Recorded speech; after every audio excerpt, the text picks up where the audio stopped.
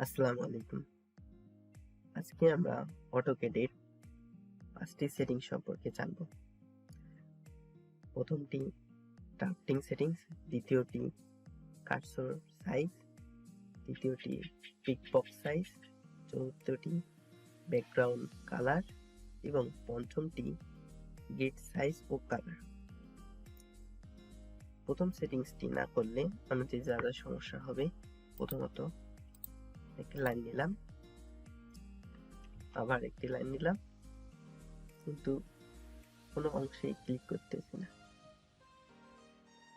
এটি সমস্যার সমাধানের জন্য AutoCAD ড্রাফটিং সেটিং সিস্টেম রেখেছে। ড্রাফটিং সেটিংস এর জন্য আমাদের এস এন্টার,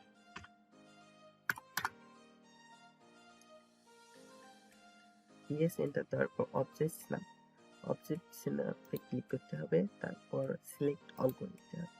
এখন ওকে।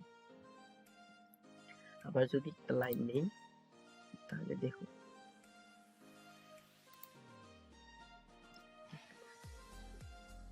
ড্রাফটিং সেটিংসটি কিন্তু কাজ করতেছে। আমাদের মিড পয়েন্ট নেই, যে মিড পয়েন্ট করতে পারতেছি। এটাই হলো ড্রাফটিং সেটিংস এর কাজ। দ্বিতীয়টি হলো কার্সর সাইজ। কার্সর সাইজটা আমাদের অনেক ছোট হয়েছে, এক্স অক্ষ বরাবর এবং ওয়াই অক্ষ বরাবর। আমরা কার্সর সাইজকে একটু বড়, কার্সর সাইজকে বড় করার জন্য কার্সর সাইজ লিখব, CUR কার্সর সাইজ। আমাদের কার্সর সাইজ আছে 20, যদি 60 করে দেই, 60 একটু বেড়ে গেছে, অনেক বেড়ে গেছে কার্সর সাইজটা। এখন আমাদের কার্সর সাইজের কাজ শেষ। পিক বক্সটা অনেক ছোট দেখা যাচ্ছে কার্সর সাইজ। পিক বক্স সাইজটা এখন আমরা পিক বক্স সাইজ লিখব, PIC। এই তো পিক বক্স সাইজ।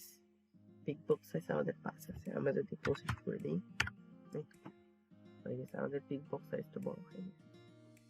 এখন ব্যাকগ্রাউন্ড কালারটা চেঞ্জ করবো আমি। এখানে আছে কালো, আমি করব লাল। ওকে, অপশনসে ক্লিক করি, ওপি এন্টার। অপশনসে যাওয়ার পর এখানে ডিসপ্লে যেতে হবে। ডিসপ্লে যাওয়ার পর কালার সেটিংস, এই তো কালার।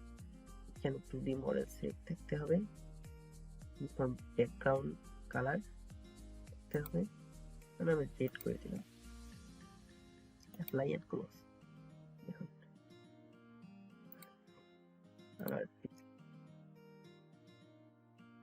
এবং পঞ্চম সর্বশেষেরটি হলো গ্রিপ সাইজ এবং কালার। গ্রিপ সাইজ কোনটি, গ্রিপ কি, এটা নিলাম, পয়েন্ট নিলাম, লাইন নিলাম, 3টি পয়েন্ট দেওয়া আছে। এগুলো হলো কালারটা নীল।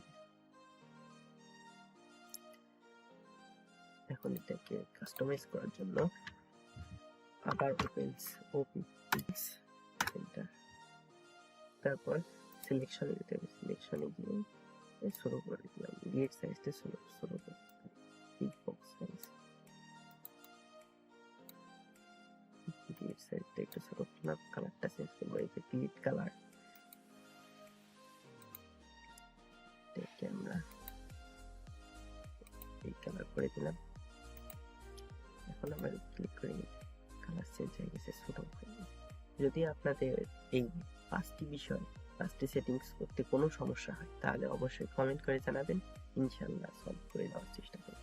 ভিডিওটি ভালো লাগলে লাইক করুন এবং আমাদের চ্যানেলটি subscribe. Thank you for watching.